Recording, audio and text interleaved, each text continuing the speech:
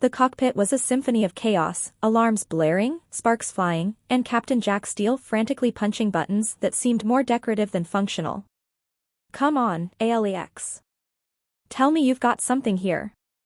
His AI companion, a disembodied voice with an infuriatingly calm tone, replied, "Would you prefer the good news or the catastrophic news?" "Surprise me." "The good news, we're descending towards a habitable planet." "The catastrophic news, we're descending towards it very, very quickly." Jack muttered something unprintable, jerking the controls to steady the ship. As the ground rushed closer, he braced himself, yelling, "This better be one hell of a soft landing." It wasn't. The ship skidded, spun, and finally came to a halt in a cloud of smoke and dirt. Jack groaned, unbuckling his harness. "Soft landing, my ass. Your posterior appears intact," ALEX quipped. Jack climbed out of the wreckage, surveying his surroundings. The landscape was otherworldly, trees glowing faintly, the air shimmering with a metallic tang.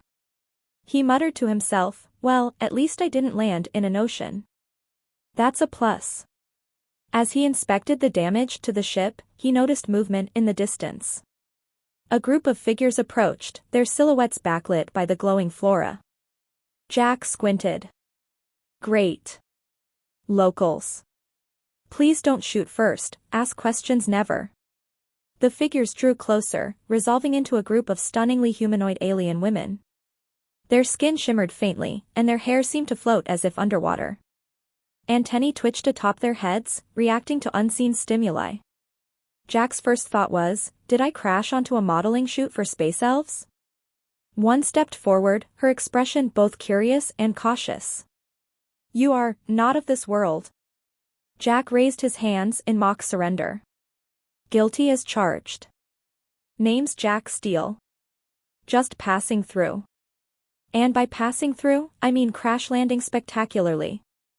The alien tilted her head, her antennae twitching. "Crash landing? Is this a ritual of your kind?" Jack blinked. No.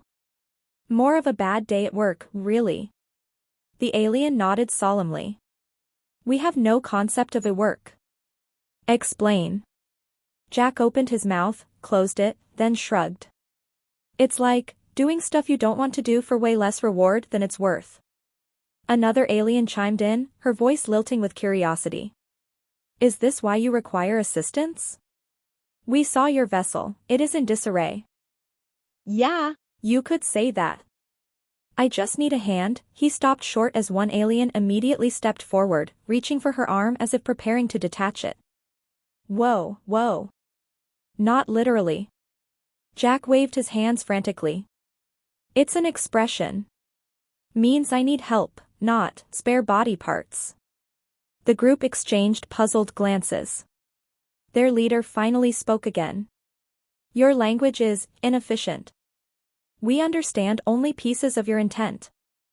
"Yeah, welcome to humanity," Jack said with a smirk.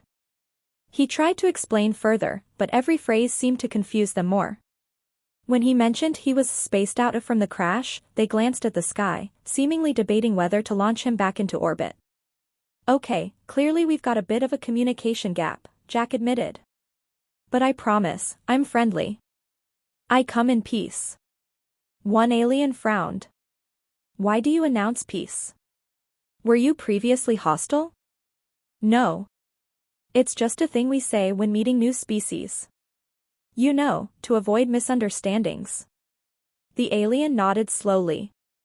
"Understood. Then we must also declare, we come in neutrality." Jack stifled a laugh. "Neutrality works for me."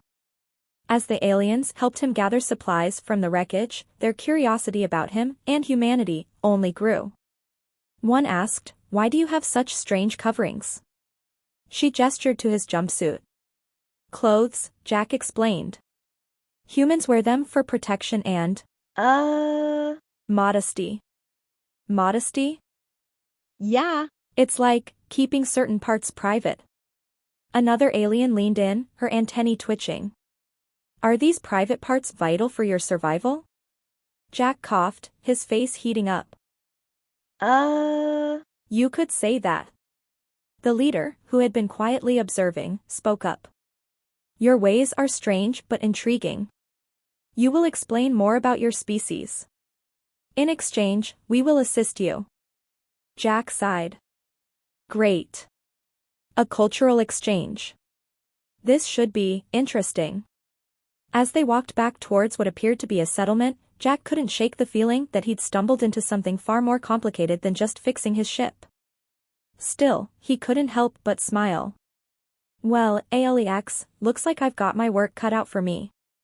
The AI's voice chimed in. Let's hope your species' legendary ingenuity compensates for your propensity for verbal chaos. Jack laughed, shaking his head. Welcome to humanity. The settlement was a sprawling, bioluminescent marvel, with structures that seemed to grow organically out of the ground. Jack followed the group, his curiosity piqued as the glowing buildings pulsed faintly in rhythm with the aliens' movements. As they walked, Jack's casual attempts at conversation became unintentional lessons in cultural miscommunication. So, what do you guys do for fun around here? The leader, Lina, glanced back at him with a perplexed expression. Fun? Is that a human nutrient? Jack stifled a laugh. No, it's something we do to pass the time. Like games or entertainment. The group murmured amongst themselves, their antennae twitching wildly. One finally asked, do humans require this fun for survival? In some ways. Yeah, Jack replied, smirking. Keeps us from losing our minds.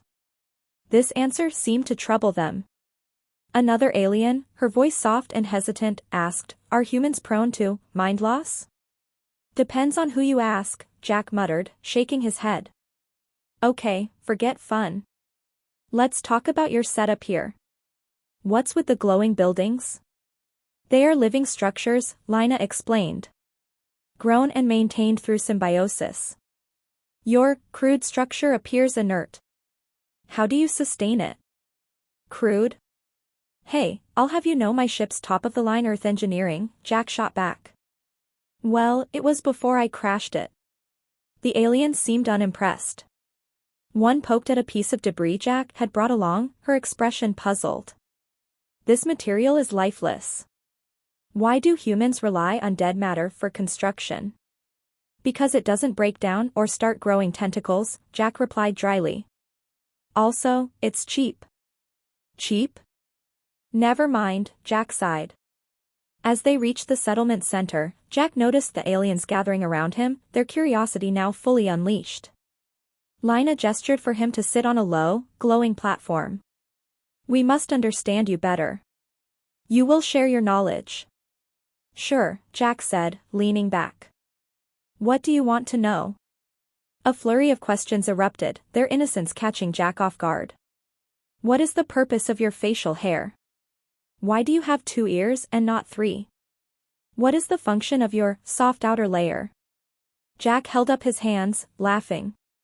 Whoa, one question at a time. Facial hair's just decoration, 2 ears are enough, and this soft layer is called skin. It keeps me in one piece. Decoration? Lina asked, tilting her head. Why do you adorn yourself with features that serve no practical purpose? Humans like looking good, Jack explained.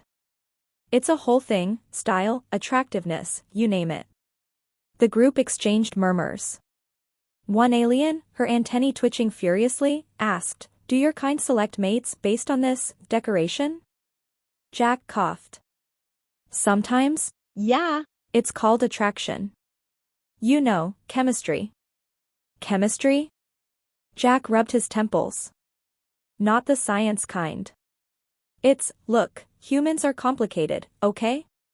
Lina leaned closer, her expression serious. Are humans as fragile emotionally as they are physically? Hey, I'm not fragile. Jack protested. I just happen to bruise easily. The group nodded solemnly, clearly not understanding his humor. One alien whispered to another, we must be careful. His species is delicate. Jack sighed, muttering, this is gonna be a long day. The questions continued, venturing into increasingly awkward territory. What is the function of your reproductive system? Is it true humans engage in coupling rituals for pleasure? Why do you have so much hair in strange places? Jack nearly choked on his own breath. Okay, let's dial it back a bit. You're getting into personal space here. Personal space? Lina asked, her antennae twitching. Is this another nutrient? No, it's like a bubble. People like having space to themselves. But we are already within this space. Are we causing harm? Jack shook his head, struggling not to laugh. No, you're fine. It's just a preference, not a physical thing. Lina nodded thoughtfully. Humans are complex indeed. Your ways are both fascinating and inefficient. Jack leaned back, chuckling despite himself. Yeah, that pretty much sums us up. Their curiosity seemed endless.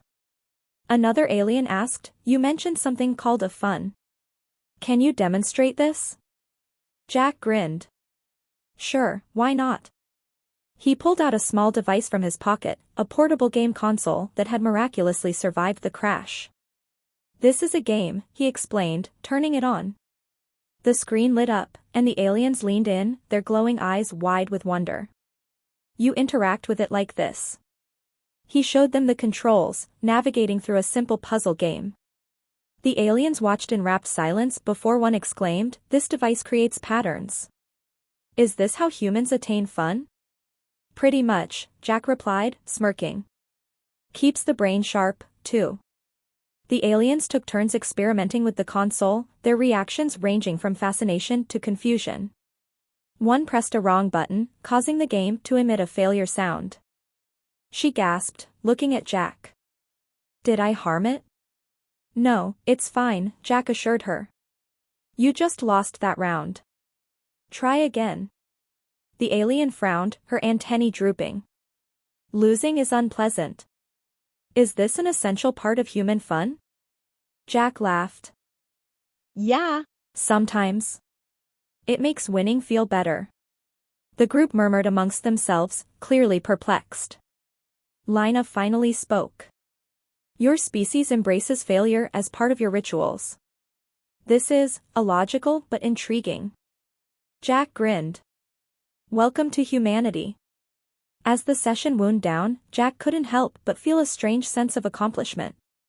These aliens were unlike anything he'd ever encountered, yet their curiosity reminded him of something inherently human. As they prepared to leave, one alien turned to him and asked, will you teach us more tomorrow? Jack chuckled. Sure. But no more questions about my hair, okay? The alien tilted her head. Why not? It is fascinating. Jack groaned. Let's just call it a night. Alex's voice chimed in as the group dispersed. Congratulations, Captain. You've officially baffled an entire species. Jack smirked, staring up at the glowing sky.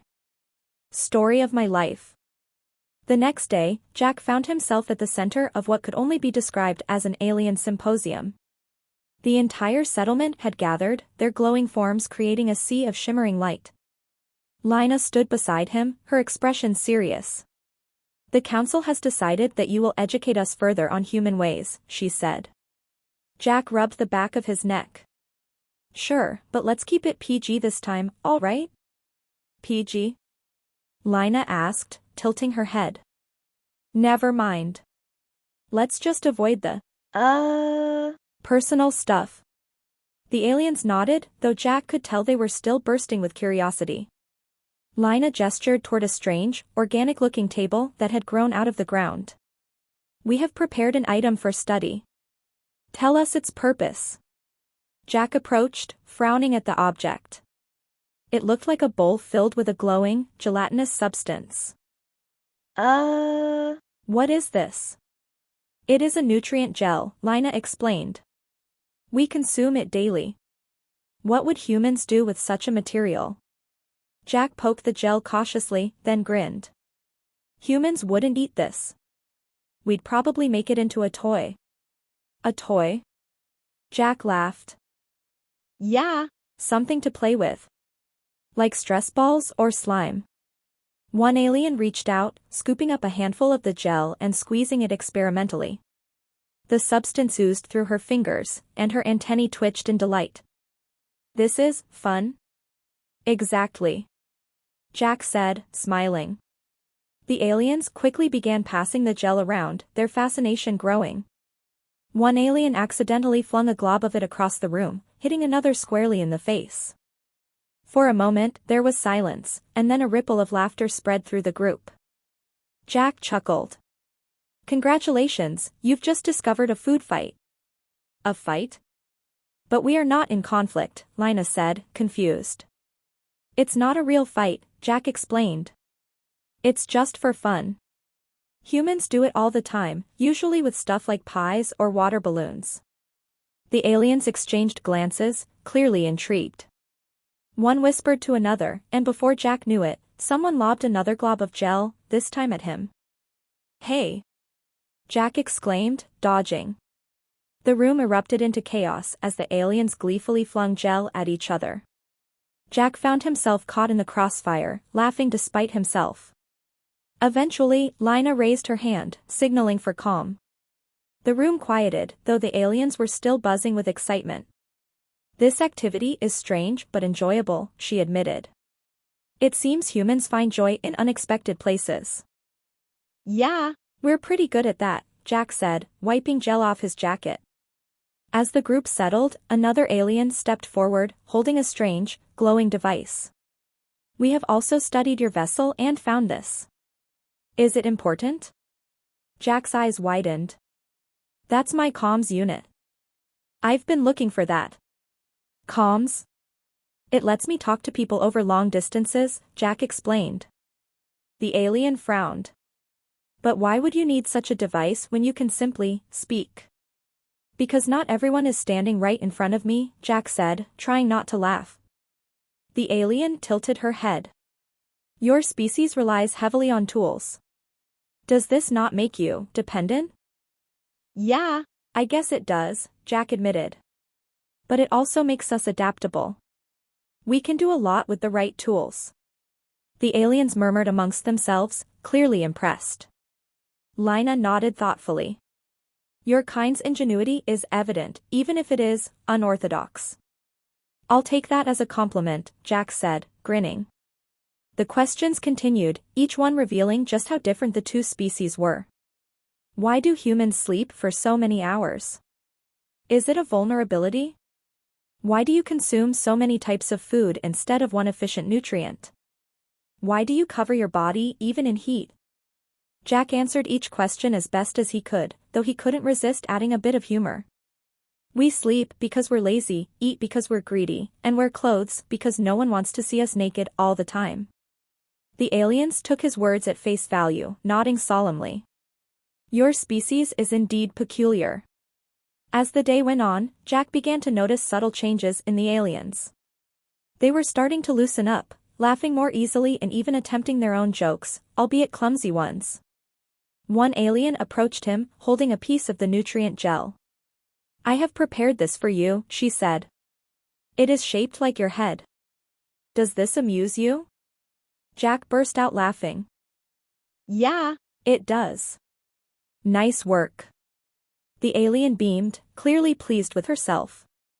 By the time the session ended, Jack was exhausted but strangely satisfied. The aliens had gone from stoic observers to enthusiastic participants, their curiosity tempered by a growing sense of humor. As he walked back to his ship, ALX's voice chimed in. You appear to be making progress, Captain. Yeah, I think they're starting to get us, Jack said, smiling. Who knew cultural exchange could be this messy? Your methods are unconventional, ALEX replied. But effective. Jack chuckled. Story of my life. The next morning, Jack woke to the sound of humming, a low, melodic vibration that seemed to come from the walls of his ship. Stepping outside, he found the aliens gathered around, their antennae swaying in unison as they worked on the damaged hull. What's going on? Jack asked, rubbing the sleep from his eyes. Lina turned, her expression calm. We are repairing your vessel. Our structures grow organically, so we are adapting your technology to our methods. Jack blinked. You're growing my ship back together? Is that even possible? It is inefficient, Lina admitted, but we have found a way. Your tools and methods inspired us. Jack watched as the glowing substance from their buildings began to merge seamlessly with the broken metal of his ship. It was both fascinating and a little unnerving. Okay, that's pretty impressive. Thanks, I guess. You have shared much with us, Lina said. It is only fair we return the favor. Jack leaned against a nearby structure, watching the process.